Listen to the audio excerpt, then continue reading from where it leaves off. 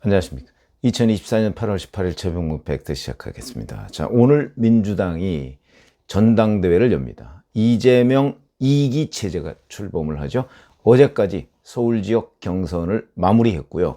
오늘 이제 발표될 내용은 여론조사, 그 다음에 대의원, 이 사람들 이제 추가 투표 내지는 추가 조사, 이걸 합산해서 발표를 하게 되는데, 어제까지 89.90%, 그러니까 90%를 넘을 것인가, 이런 것들이 이제 관심거리인데, 관심 없는 분들도 많죠. 어차피 이재명 대표다, 이런 건데, 최고위원회는 변동이 있을 수는 있습니다. 근데 제가 예상컨대는 아마 1위 김민석, 2위 김병주, 그 다음에 전현희, 한준호, 이렇게 4명은 일단 될 걸로 보이고요.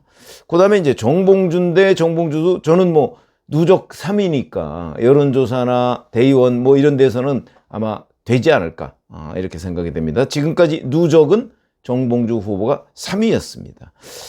자, 이제 1기 이재명 체제라는 거는 결국 고민정 최고위원이라는 친문이 있었죠. 그래서 약간의 이제 목소리가 나올 수 있었는데, 2기 체제는 친명 1색입니다. 거기다가 정봉주 후보가 마지막에 명파리를 척결하겠다 이렇게 얘기하는데, 앞으로 정봉주 후보가 최고위원이 되더라도 자기 정치를 하기는 하겠지만 이재명을 정면으로 거부하는 일은 하지 못할 것이다. 그러니까 이재명을 위한 애정이라는 핑계를 대면서 결국 자기 정치를 하게 될 것이다. 그게 반명은 아니죠. 엄밀하게 따지면 약간 색다른 비명 정도 입장을 취하지 않을까. 대신 그 본질은 자기 정치입니다. 왜냐하면 앞으로 이재명 2기 체제에서 이재명 대표가 한마디를 하면 그거는 곧 당론이 됩니다. 최고위원 5명 중에 4명이 전적으로 동의를 할 것이고요. 한 명은 동의가 대원칙이지만 가끔 자기 목소리를 낼 겁니다. 그러니까 아마 이재명 2기 체제에서 최고위원회가 끝나면 기자들이 전부 다 첫 번째로 바라보는 건 이재명 대표고, 왜냐면 그게 곧 당론이니까. 짐이 곧 국가다, 이런 거하고 똑같은 거 아닙니까? 이재명은 곧 민주당이다, 이런 거니까 쳐다보고, 그 다음에 기자들이 쳐다볼 거는 정봉주 최고위원일 겁니다. 왜? 다른 사람은 물어보나만 안 하고 정봉주 최고위원한테 물어봤을 때 정봉주가 이렇다 그러면 그거는 이재명과 약간 결이 다를 가능성이 있기 때문에, 그러면 최고위원 정봉주 후보가 이의 없다 그러면 그냥 일사천리로 넘어가는 거지. 이게 이제 이재명 2기 체제의 특징이 될 것이다, 이렇게 말씀을 드릴 수가 있고요. 자, 그러면 이재명 2기 체제는 지금 이제 흐름으로 봐서는 순항할 수밖에 없다. 왜? 압도적인 다수가 최고위원회의에서 이재명 1색이니까, 친명 1색이니까 이렇게 얘기할 수 있겠지만, 오히려 그 위기는 이재명 본인에게서 온다.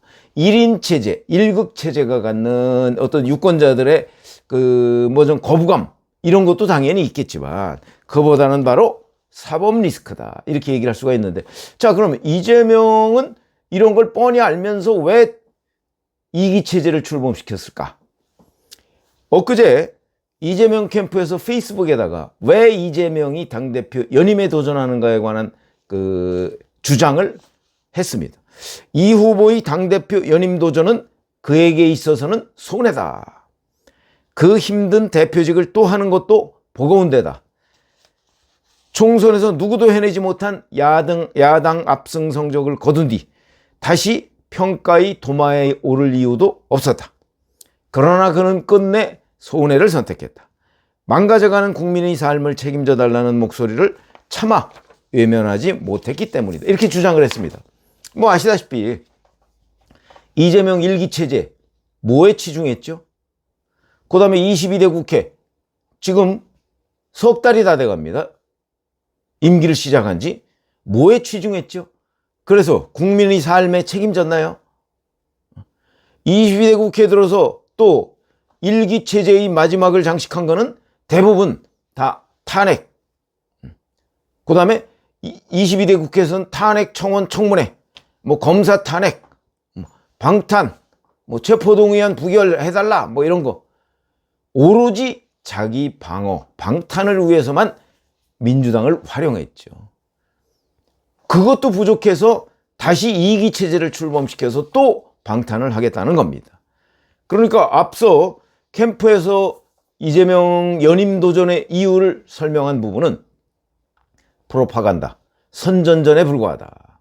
뭐 그거는 다수의 그러니까 중도층도 저는 알 수 있을 거라고 생각을 합니다. 자, 그럼 실제 셈법은 뭐냐? 결국은 방탄이죠. 왜 그러냐? 제가 이재명 2기 체제가 첫 번째로 맞닥뜨릴 위기, 그 위기는 정당의 거의 존재 이유라고 볼 수 있는 선거에서 오는 게 아니고 자기 사법 리스크에서 온다는 거죠. 자, 우선 오늘 18일입니다. 며칠 있으면 선거법 재판 허위사실 유포에 관한 결심을 합니다. 9월 6일. 그렇죠? 결심하고서는 한 달쯤 있으면 선고가 나올 겁니다. 뭐 김문기 씨를 알았느냐 몰랐느냐, 백현동 용도 변경이 박근혜 국토부의 협박에 의한 것이냐 아니냐, 뭐 명확하죠. 재판을 할 필요도 없었던 내용입니다. 이게 뒤집어진다면, 그렇다면 앞으로 선거법 허위사실 유포라는 개념 자체가 없어져야 한다. 그게 법조계의 압도적 다수 의견입니다. 왜? 박근혜 국토부에서 이재명 성남시에 보낸 공문이 있거든요. 알아서 하세요. 그걸 협박이라고 이해하는 판사는 적어도 대한민국에는 없을 거다.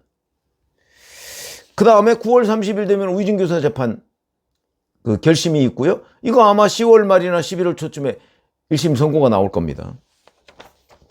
자, 김두관 후보가 물론 뭐 처음부터 출마할 때부터 뭐 낙선은 그 예고된 상태지만 엊그제 라디오에 나와서 YTN 라디오에 나와서 이렇게 얘기했습니다. 본인은 전혀 이재명 본인은 전혀 유죄가 아니라고 확신하는데 유죄가 만약 나오면 본인이나 당에 부담이 되지 않겠느냐. 지금 당내에서 다들 쉬쉬하지만 9월 10월의 재판 결과가 워낙 엄중해서 걱정을 많이 하고 있다. 이렇게 얘기하고 있습니다. 이게 뭐 전혀 없는 얘기를 김두관 후보가 이재명 후보를 헐뜯기 위해서 하는 것일까요? 아니죠. 아마 기자들, 현장에 있는 민주당 출입 기자들도 대부분 이렇게 취재하고 있을 겁니다. 다만 현실화가 안 됐기 때문에 이걸 쓰기가 어려운 거죠. 기사화하기가 어려운 겁니다. 김두관 후보 같은 사람이 이렇게 말을 해주면 그걸 인용해서 기사화할 수 있는 거죠.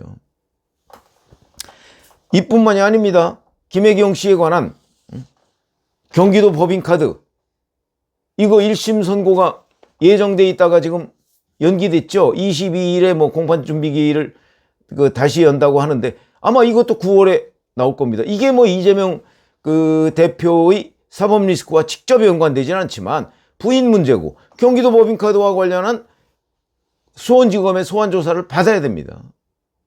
물론 안 받고 버틸 수도 있죠. 안 받고 버티면 검찰이 체포영장을 발부하는 수밖에 없는데 체포영장을 법원으로부터 발부받아서 그 구인하는 수밖에 없는데 그건 불가능하죠. 국회에서 부결될 것이기 때문에. 그러나 이제 만약에 이 조사조차 받지 않는다. 뭐 조사에 가서 묵비권을 행사하고 하는 건 본인의 권리지만 그렇게 될 경우에 또 여론이 대단히 악화할 거기 때문에 아마 조사는 받을 겁니다. 7월 초에 소환 요구를 받고 계속 뭉개다가 전당대회 후에 조사를 받는 일. 그러면 도대체 검찰과 재판을 뭐 마음대로 이재명 피고인 마음대로 주무른다. 아마 이런 비판은 피할 수가 없을 것이다. 이렇게 판단이 되고요. 자, 10월, 11월에 이제 무죄가 나온다면 뭐 그거는 얘기할 것도 없고 그 무죄가 나온다면 뭐 지금까지 그 했던 우리가 모두 언급했던 사법 리스크라는 거는 이제 이게 비록 1심이지만 대략 끝난다고 보시면 됩니다. 정치적으로는 끝난 겁니다. 1심에서 무죄가 나오고 2심에서 유죄가 나온들 어차피 3심까지 안 끝날 가능성이 있거든요. 그렇게 되면 그냥 2027년 대선까지 가는 겁니다. 그리고 이재명 피고인이 지금까지 얘기했듯이 정치보복이다.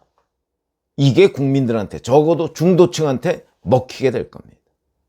뭐 그러면 뭐 더 이상 이재명을 어떻게 재판에서 뭐 올가매서 뭘 하겠다는 그런 구상 또 그 범법 행위에 대해 제대로 단죄하겠다는 그런 정의감 다 무너지는 거죠. 그러나 법조계의 압도적 다수, 심지어는 민주당 언저리에 있는 변호사들도 이게 무죄가 나올 거라고 생각하는 사람은 없습니다. 뭐 민주당 의원들 중에 뭐 정성호 의원 뭐 이런 사람 몇 사람 빼놓고서는 그런 사람도 속으로는 과연 무죄가 나온다고 생각할까요? 뭐 그런 거고. 이제 유죄가 나올 가능성이, 두 개가 다 유죄가 나올 가능성이 많은데, 자, 그렇게 될 경우에 이 동요, 아마 민생법안 신경 쓸 겨를이 없을 거요. 10월, 11월에 이 당내 동요를 막는데 이재명 대표는 온 신경을 다 써야 될 겁니다. 그러니까 임기 초반, 임기가 시작되고 나서, 대표 임기가 한 2달도 안 돼서부터 이재명 대표는 크게 흔들리는 일을 맡게 되고, 그걸 방어하는데 온 신경을 집중시켜야 되기 때문에 10월이면 국정감사, 9월부터 정기국회입니다. 정기국회 국정감사 신경 쓸 겨를이 없을 겁니다. 이 동요를 막아야 되니까. 그럼 이 동요가 막아지느냐 과연? 막아질 리가 있나요? 1심에서 유죄 나왔는데 이제 2심으로 가겠죠? 2심은 1심보다 기한이 더 짧아질 가능성이 높습니다. 더군다나 지금 조희대 대법원장 신속한 재판 계속 주문하고 있지 않습니까? 그러니까 2심은 1심보다 기한이 짧아질 거다. 그러면 2025년의 이재명 민주당 대표 뭐에 신경 써야 되겠습니까? 민생법안이요. 민생법안은 아마 본인 그 사법 리스크 방어하는데 그냥 어디 장식품 정도로 몇 개 통과시켜 주는 것, 그런 거 외에는 신경 쓸 겨를이 없을 것이다. 아마 거의 매일매일 본인의 2심 재판을 어떻게 끌고 갈 것이냐, 내지는 아마 그런 구상도 할 수 있을 수 있죠. 재판 거래 또 이런 거 할 수 있습니다. 그거 아니면 방법이 없으니까. 사실은 무죄라면 재판을 일찍 끝내면 됩니다. 재판 일찍 끝내면 2027년 대선 끝난 거나 마찬가지입니다. 일찍 끝내서 무죄 받잖아요. 그럼 2027년 대선 끝나는 거죠. 누가 거기에 도전할 수 있겠습니까? 근데 그렇지 않거든요. 이재명 대표는 재판을 지연시키려고 하고 있거든요. 그건 본인이 유죄라는 걸 알기 때문이죠. 자, 그렇기 때문에 민생, 아까 얘기했듯이 신경 쓸 겨를이 없을 것이다. 재판 2025년에도 역시 내년에도 대장동 재판 받아야죠. 이게 4개가 묶여 있습니다. 대장동, 백현동, 우일의 신도시, 성남FC 묶여 있습니다.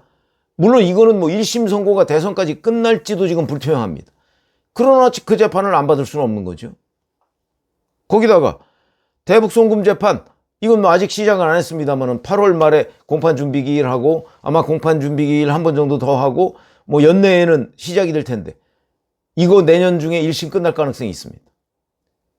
대북 송금 재판 심각하죠? 이재명 대표가 굉장히 신경 쓰는 재판 중에 하나입니다. 이미 자기가 같이 일했던 평화부지사 이화영 씨가 중형을 선고받은 바 있기 때문에 바로 그 판사입니다. 그러니까 대단히 신경 쓰는 재판. 거기다가 선거법 재판 2심, 우이증 교사 재판 2심, 4개의 재판을 받아야 됩니다.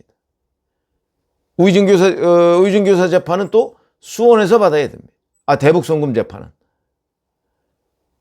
민생에 신경 쓸 겨를이 있겠습니까? 그런 점에서 봐서는, 자, 오늘 이재명 대표 체제 2기가 출범을 하는데, 이 2기가 한 달 반 정도 지나고 나서부터는 위기에 휩쓰이고, 그리고 그 위기에 따른 소속 의원들의 또는 친명계의 동요를 막기 위해서 아마 거의 불철주야 노력을 해야 될 것이고, 그럼에도 불구하고 그거는 막아지지 않는다. 그건 무죄를 받기 전까지는 막아지지 않습니다. 그런 가운데 11월쯤에 김경수 전 경남지사가 돌아온다. 그럴 경우에 힘의 균형이 어디로 옮겨갈 것인가, 좀 자명하다고 할 수가 있습니다. 이재명 대표는 끝까지 버티려고 하겠지만, 2기 체제가 한 달 반 정도 지나고 나서부터는 금이 가기 시작하고 2개의 재판 선고가 나왔을 때 훨씬 더 이 균열이 커지고, 김경수 전 경남지사가 복권이 됐으니까 만약에 귀국했을 때는 이 균열의 틈새가 훨씬 더 벌어진다. 그리고 내년도 역시 계속해서 사법 리스크 방어에 여념이 없을 것이고 민생은 뒷전이 될 수밖에 없다. 이렇게 중기적인 전망을 할 수 있을 것으로 봅니다. 고맙습니다.